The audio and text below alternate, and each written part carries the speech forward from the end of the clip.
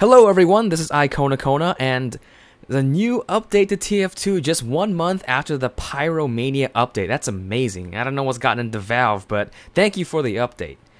Now, this update consists of two things, the Quakecon bundle and the Triad bundle. This is the Quakecon bundle. It has some of the things that probably look familiar that's actually already been released that revolve around Quake because of a Quakecon this weekend.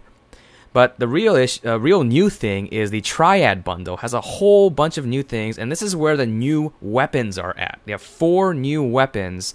One for the Scout, the Pyro, the Spy, and the Heavy. All Chinese themed. I guess this is the year of the dog? Dragon. How can I forget that? I am the year of the dragon.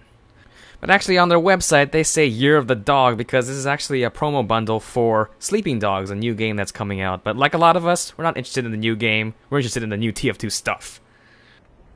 The first weapon we have is the Flying Guillotine for the Scout, and you can actually see the Scout wearing some other miscellaneous stuff like the new helmet, and even got some tats. You got some ink there. But yeah, so the Flying Guillotine, you can throw it at the enemy and they'll start to bleed. At long distance you'll get mini crits, and I haven't tested this out yet, but 100% critical hits versus stunned players. So maybe you can Sandman them with a baseball and 100% crit them. To craft this weapon you are going to need 3 Mad Milks and a reclaimed metal. 3 Mad Milks, that's a lot. I don't have that. Luckily I bought the set. Now for the demonstration here, I actually missed a whole bunch because I was just trying to get my aim, but here we go, good hit. 44 damage on hit from close range, and it keeps on doing bleeding damage, which is really, really nice. Now actually here I go for a long shot and I miss. I kind of wanted to see the fall off, and it does fall off pretty quick. It's not a it's definitely not like a charged huntsman. It might feel more like needles for the medic. But, yeah, the arc is pretty significant. The next weapon's for the Pyro, and it's the Neon Annihilator. You can see the Pyro wearing that kind of weird mask. I don't get it, but it looks really weird on him.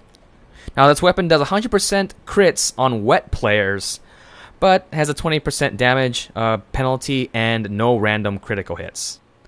Now, to craft this, you're going to need 2 3rd degrees and a reclaimed metal. Going on to the weapons demonstration, and I apologize for being so dark, but you know, this place has a pond so that you can get wet. You can see when you get wet, 156 damage critical hit right there, so pretty good. Now this even works on players that are submerged, so if you're in the water and you're trying to chase someone down, the Pyro sort of has a chance. I mean, he had his shotgun, but if you want to get close and actually hit him, you can do critical hits underwater, which is really cool. Now, just another demonstration of, you know, a standard wet player, and I think this works on stuff like Girardi and Mad Milk as well. It has a weird ending animation. You get the fizzle animation. I don't get it, but I guess it's because of the neon sign.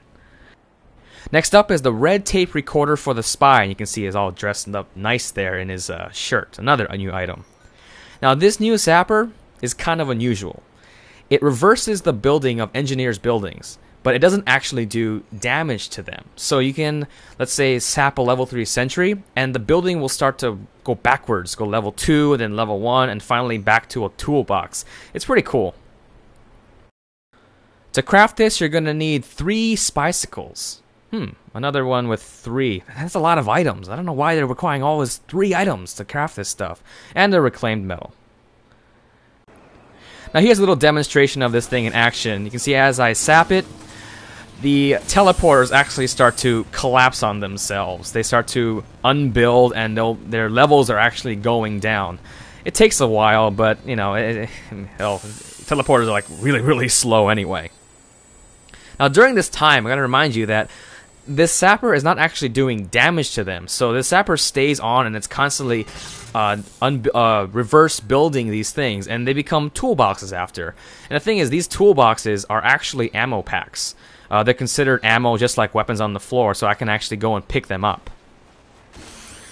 Here I'm just sapping a sentry to see what it's like to see the sentry build in reverse, and you can see how fast it goes back to level 1.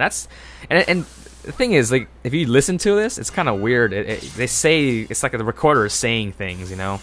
I guess because it is a recorder. But you can see as the engineer tries to repair it, it's level 1 now. It's not damaged, it's still at full health, but it's just a level 1. So all it does is it reverse builds all the buildings.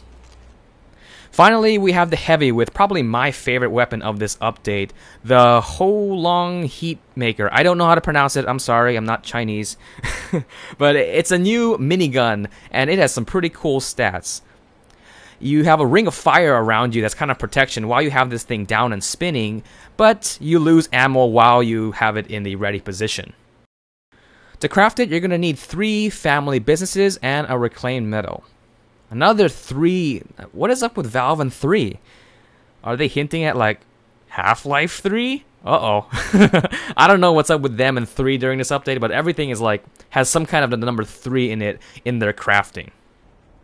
Now onto the weapons demonstration. You can see as I have this gun down, there's this ring of fire around me that's kind of providing me protection. This might be good against like spy checking, because if a spy were to come here and try and stab me, he'll get caught on fire first.